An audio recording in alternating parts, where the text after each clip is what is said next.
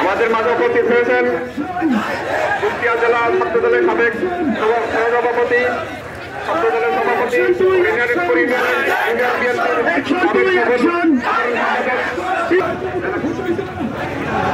হরিণারপুর বাজার মালিক সমিতি একাত্মতা ঘোষণা করেছে ইসলামী বিশ্ববিদ্যালয় ব্যাংকে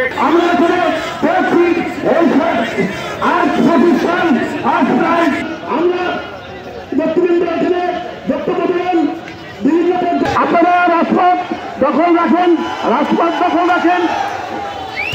ঝিনাইদহ জেলা বিএনপির সাংগঠনিক সম্পাদক জনাব তোজাম্মেল হোসেন